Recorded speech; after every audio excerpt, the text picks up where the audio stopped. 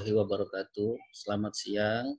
Semoga adik-adik mahasiswa semua berada dalam keadaan sehat walafiat. Ya, saat ini kita akan melanjutkan perkuliahan untuk mata kuliah Mikroekonomi 2. Perkenalkan, nama saya Ala Asmara dari Departemen Ilmu Ekonomi. Pada sesi pertemuan ke-8 ini, kita akan membahas materi tentang pasar oligopoli. Baik adik-adik mahasiswa, jadi di dalam struktur pasar oligopoli ini ada beberapa topik yang akan kita bahas. Yang pertama adalah berkaitan dengan penentuan harga di dalam homogeneous oligopoli, yang mana di dalam homogeneous oligopoli ini ada 4 model yang akan kita bahas, yaitu model kuasi kompetitif, kemudian yang kedua adalah model kartel, model Cournot, dan yang berikutnya adalah model pemimpin harga ataupun price leadership. Selain keempat model tersebut, di dalam materi tentang oligopoli ini juga akan dibahas terkait dengan product differentiation, monopolistic competition, dan barrier to entry. Baik, di dalam pasar oligopoli ini, asumsi dari sisi demand bahwa pembeli ataupun konsumen itu diasumsikan banyak dan setiap konsumen bertindak sebagai price taker. Nah, sementara menyangkut asumsi terkait dengan harga, ini berlaku hukum yang dikenal dengan hukum satu harga atau the law of one price. Nah, kemudian asumsi berikutnya di dalam model oligopoli ini adalah bahwa jumlah perusahaan yang berada di dalam pasar itu relatif sedikit jumlahnya dan perusahaan juga diasumsikan identik. Nah, kemudian output dari setiap perusahaan ini, jadi masing-masing perusahaan akan menghasilkan output, dan output dari masing-masing perusahaan dinotasikan dengan UI, di mana I-nya ini menunjukkan perusahaan, mulai dari I1 sampai ke IN. Nah, apabila perusahaan-perusahaan yang identik tersebut memiliki biaya yang bersifat simetris di antara perusahaan-perusahaan tersebut, maka output yang dihasilkan itu akan sama di antara perusahaan-perusahaan tersebut. Nah, kemudian salah satu hal yang relatif mendasar di dalam model oligopoli ini adalah yang dikenal dengan inverse demand function. Jadi selama ini mungkin adik-adik mahasiswa mengetahui bahwa Q itu fungsi dari P atau output dipengaruhi oleh jumlah output yang dihasilkan akan ditentukan oleh tingkat harga.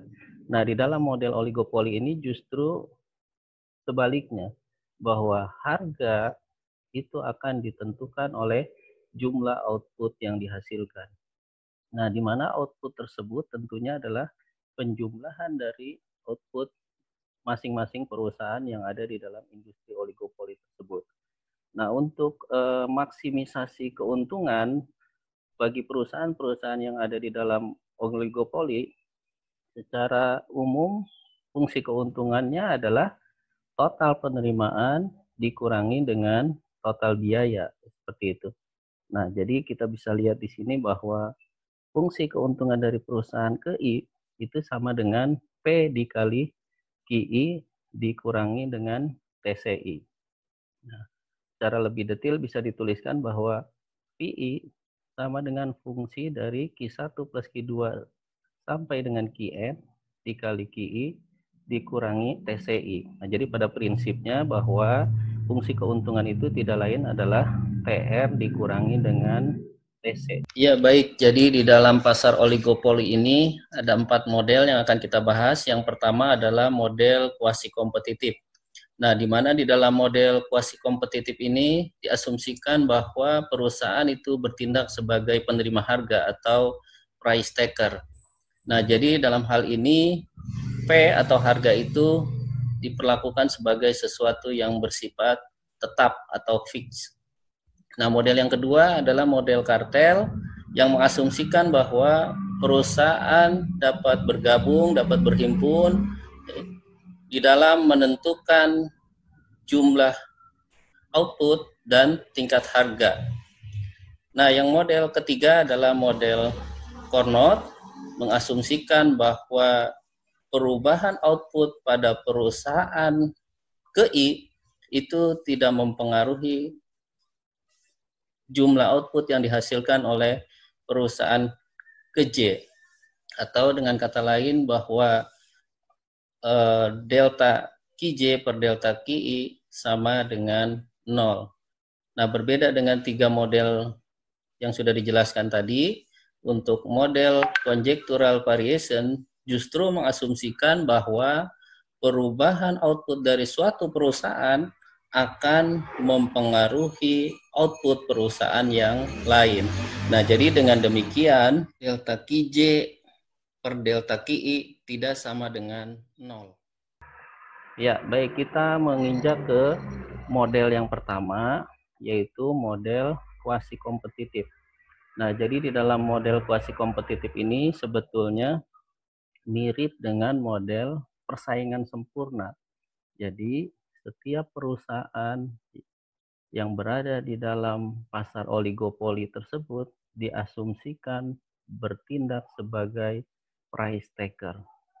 Nah, first order kondisi dari profit maximization dalam kasus kuasi kompetitif ini seperti ditunjukkan di dalam slide bahwa akan dicapai ketika P sama dengan MCI, yang berarti bahwa perusahaan-perusahaan di dalam model kuasi kompetitif ini akan mencapai keuntungan yang maksimum ketika tingkat harga sama dengan marginal cost dari masing-masing perusahaan tersebut, ya. Nah, jadi kalau kita lihat pada grafis, nah di situ bisa kita ketahui bahwa perusahaan akan berproduksi dan mencapai keuntungan maksimal pada saat kurva marginal cost berpotongan dengan kurva permintaan, sehingga titik optimalnya dicapai pada PC dan QC. Nah, untuk model yang kedua, yaitu model kartel. Nah, jadi sesungguhnya mengasumsikan bahwa perusahaan bertindak sebagai penerima harga ini sebetulnya adalah suatu asumsi yang relatif kurang sesuai dengan industri oligopoli itu sendiri. Karena sesungguhnya di dalam oligopoli ini perubahan output yang dilakukan oleh salah satu perusahaan ataupun oleh setiap perusahaan itu bisa mempengaruhi tingkat harga. Nah, oleh karena itu, sebagai salah satu alternatif asumsi di dalam model oligopoli ini, bisa diasumsikan bahwa perusahaan-perusahaan yang di dalam industri oligopoli tersebut, yang jumlahnya relatif tidak banyak, itu bisa bergabung, bisa berhimpun menjadi satu kesatuan. Dan satu kesatuan perusahaan tersebut bisa bertindak seolah-olah menjadi suatu perusahaan monopoli. Nah, sehingga dalam kasus kartel ini, perilaku dari kartel ini sesungguhnya bisa dipandang sebagai kasus multiplan monopoli. Jadi, di dalam model kartel ini, yang dimaksimumkan itu bukan keuntungan dari masing-masing perusahaan, tetapi yang dimaksimumkan adalah keuntungan dari kartel itu sendiri. Nah, sehingga fungsi keuntungan dari kartel seperti ditunjukkan di PowerPoint bahwa Pi itu sama dengan TR min TC, ya, pada prinsipnya tetap itu TR min TC. TR-nya itu adalah P dikali Q dan TC-nya itu adalah TC dari perusahaan 1 ditambah TC perusahaan 2 dan seterusnya sampai dengan TC perusahaan ke N. Nah, jadi sekali lagi di dalam model kartel ini yang dimaksimumkan adalah keuntungan kartel, bukan keuntungan dari masing-masing perusahaan eh, itu sendiri. Nah, secara lebih detail, fungsi keuntungan kartel seperti bisa dilihat di dalam PPT tersebut.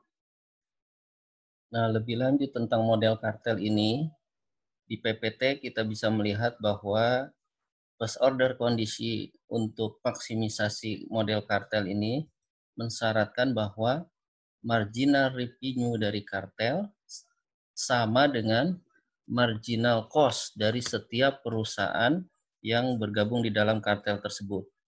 Atau dengan kata lain, MR kartel sama dengan MCI. Nah, jadi seperti ditunjukkan dalam PowerPoint, berarti bahwa P plus Q1 plus Q2 plus Qn dikali delta P per delta QI itu menunjukkan MR dari kartel tersebut.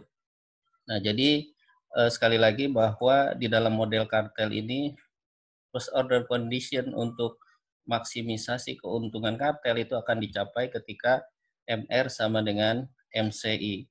Nah, secara grafis bisa kita lihat bahwa kondisi maksimisasi keuntungan itu akan tercapai ketika kurva MR dari kartel berpotongan dengan kurva MC, sehingga dicapai keseimbangan pada titik di mana tingkat harga sebesar PM dan kuantitas keseimbangan sebesar QM. Nah, posisi keseimbangan yang dicapai oleh kartel ini bila dibandingkan dengan kuasi kompetitif akan dicapai pada tingkat harga yang lebih tinggi dan jumlah output yang lebih rendah dibandingkan keseimbangan kuasi kompetitif. Nah, di sisi lain, terkait dengan solusi kartel ini, ada 3 permasalahan. Yang pertama adalah bahwa keputusan yang bersifat monopolistik tersebut bisa merupakan sesuatu tindakan yang bersifat ilegal. Kemudian, yang kedua, persoalan terkait solusi kartel ini adalah mensyaratkan bahwa direktur ataupun koordinator dari kartel ini harus mengetahui fungsi permintaan pasar dan juga harus mengetahui biaya marginal dari setiap perusahaan. Nah, menyangkut biaya marginal dari setiap perusahaan yang bergabung dalam kartel, ini biasanya menjadi suatu informasi yang bersifat rahasia sesungguhnya, sehingga tidak mudah juga bagi direktur kartel ini mengetahui marginal cost dari setiap perusahaan. Dan yang ketiga adalah seringkali bahwa solusi kartel ini bersifat tidak stabil. Kenapa demikian? Karena perusahaan-perusahaan yang bergabung dalam kartel sesungguhnya memiliki insentif untuk meningkatkan output karena harga yang diterima lebih besar daripada marginal cost dari perusahaan-perusahaan tersebut. Sehingga tentunya kalau P lebih dari MCI, maka perusahaan akan memperoleh keuntungan lebih besar ketika menambah outputnya. Nah, jadi demikian 3 persoalan yang dihadapi berkaitan dengan solusi kartel tersebut.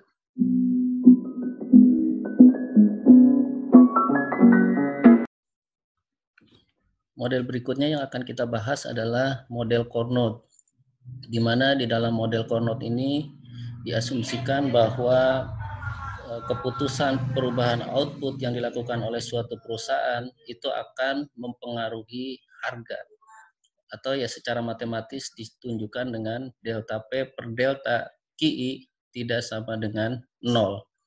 Nah, sementara di sisi lain, perusahaan juga percaya bahwa keputusan output dari suatu perusahaan itu tidak mempengaruhi output perusahaan yang lain.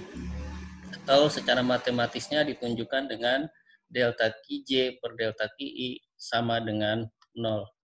Nah, first order condition untuk maksimisasi profit di dalam model Carnot ini seperti ditunjukkan di dalam slide bahwa perusahaan akan memperoleh keuntungan maksimum ketika marginal revenue dari suatu perusahaan sama dengan marginal cost-nya.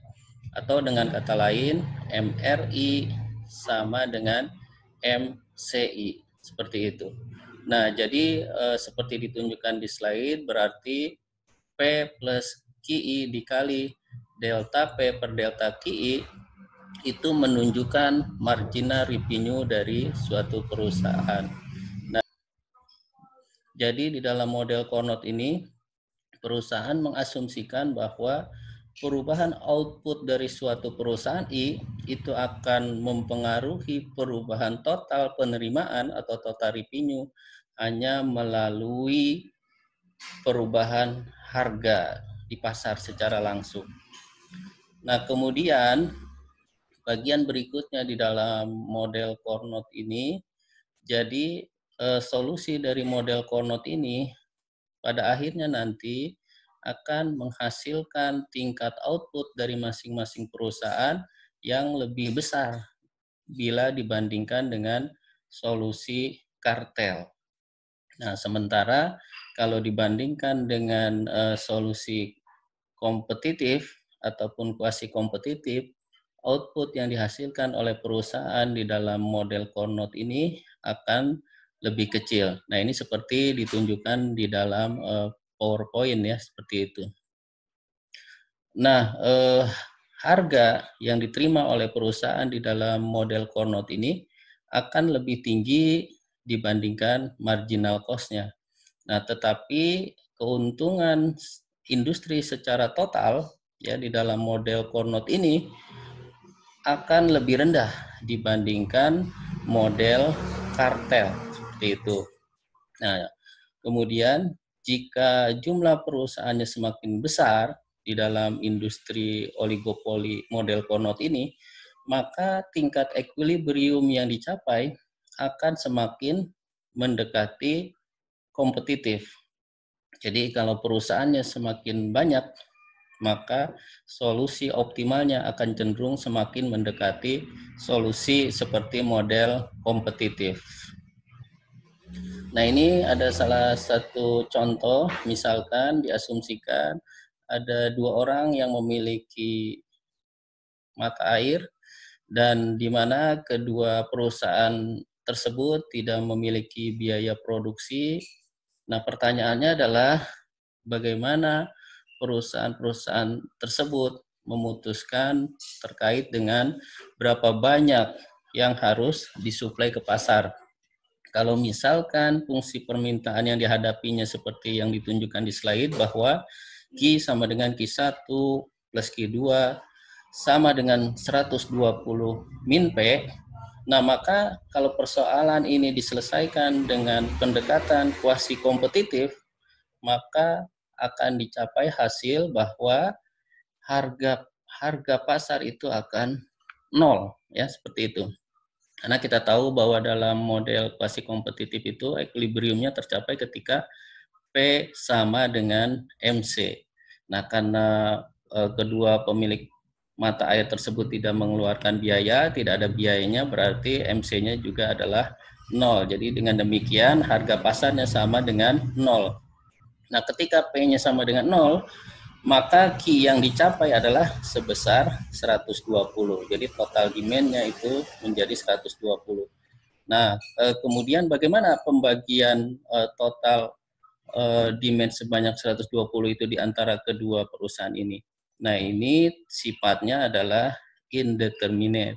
Jadi tidak bisa dipastikan ya, seperti itu.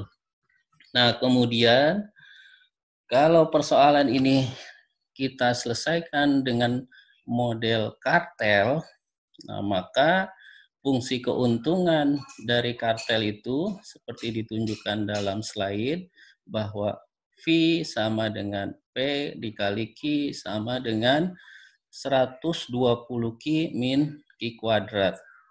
Kemudian bisa kita cari first order condition-nya, dan dari first order condition tersebut kalau kita cari solusi optimal dari model kartel ini, maka akan didapatkan tingkat output sebesar 60, Q sama dengan 60, dan P sama dengan 60 juga, dengan total keuntungan kartel sebesar 3.600. Jadi dari tingkat harganya lebih tinggi dibandingkan kuasi kompetitif yang tadi harganya sama dengan 0, dan dari segi jumlahnya lebih kecil. Nah, kemudian bagaimana pembagian output dan keuntungan yang diperoleh dari solusi kartel itu sendiri? Ini juga bersifat indeterminate, ya, tidak bisa dipastikan. Nah, berikutnya kalau persoalan terkait dengan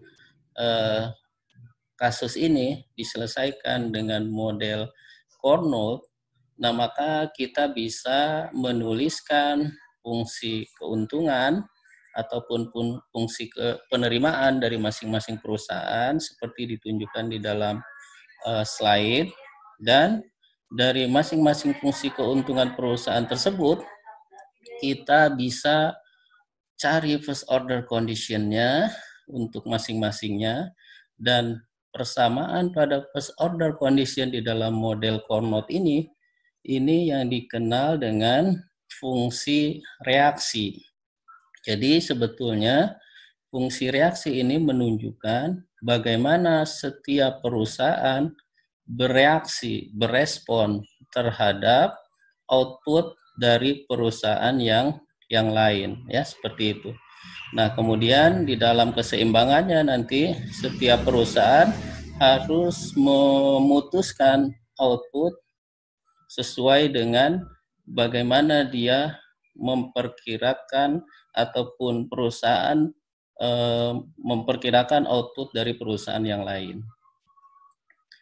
Nah, kalau persoalan tadi kita selesaikan dengan solusi Carnot, maka akan dicapai hasilnya bahwa output dari perusahaan satu akan sama dengan output dari perusahaan dua, yaitu sebanyak 40 unit, yang berarti bahwa total output yang dihasilkan adalah sebanyak 80 unit. Jadi dengan demikian solusi Carnot ini dari segi jumlah outputnya lebih banyak dibandingkan solusi kartel, tetapi lebih sedikit dibandingkan solusi kuasi kompetitif. Nah, demikian juga dengan harganya. Jadi harga yang dicapai adalah P-nya sama dengan 40, dan keuntungan yang dicapai dari masing-masing perusahaan adalah sebesar 1.600.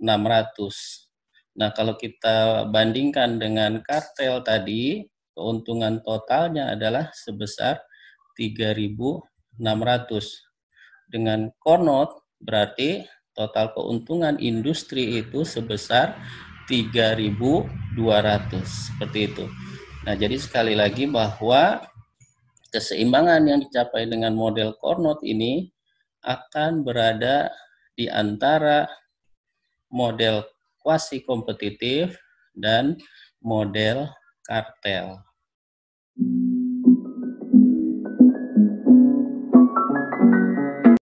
Model berikutnya yang akan kita bahas adalah model conjectural variation.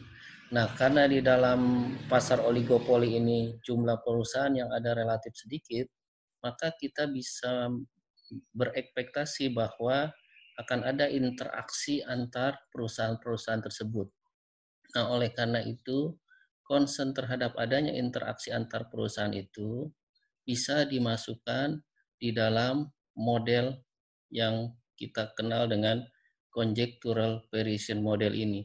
Nah, jadi di dalam model conjectural variation ini kita bisa mengasumsikan bahwa apa yang dilakukan oleh suatu perusahaan akan mempengaruhi perilaku dari perusahaan yang lain.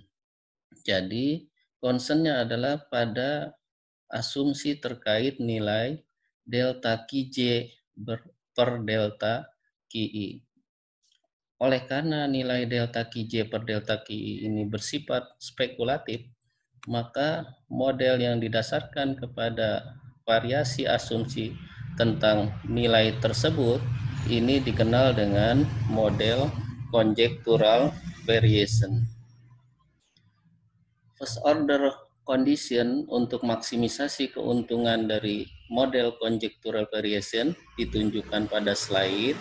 Jadi bahwa perusahaan akan membuat keputusan terkait dengan tingkat outputnya, di mana keputusan dari perusahaan tersebut akan mempengaruhi harga di pasar melalui dua cara.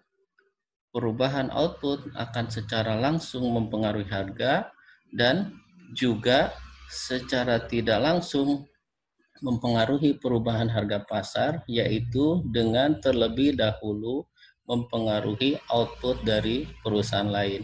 Nah, jadi pengaruh perubahan output yang bersifat langsung ataupun tidak langsung di slide ini ditunjukkan oleh persamaan yang berada di dalam kurung kurawal tersebut. Delta P per delta Qi itu menunjukkan pengaruh langsung. Nah, sementara itu sigma delta P per delta Qj dikali delta Qj per delta Qi itu menunjukkan pengaruh yang bersifat tidak langsung. Salah satu model dari conjectural variation ini adalah yang dikenal dengan price leadership model. Kalau kita anggap misalnya di pasar ada satu perusahaan yang menjadi leader dan perusahaan-perusahaan lain sebagai kompetitornya yang merupakan followernya.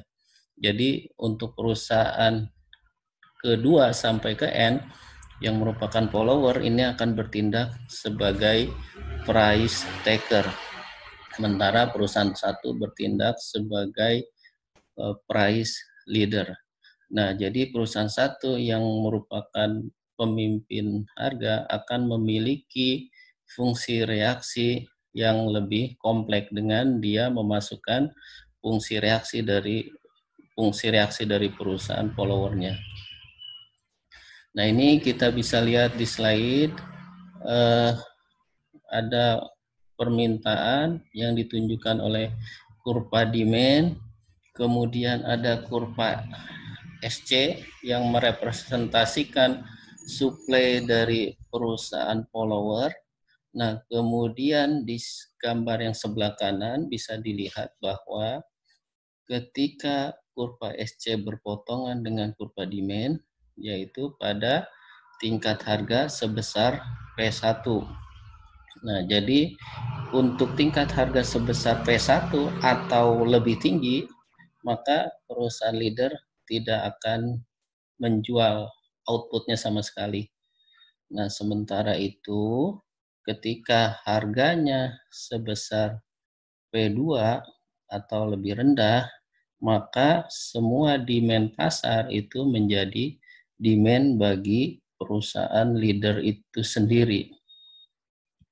Lebih lanjut, di antara P2 dan P1, maka kita bisa mengkonstruksikan kurva permintaan yang dihadapi oleh perusahaan leader. Pada slide ditunjukkan oleh kurva B aksen yang berwarna merah.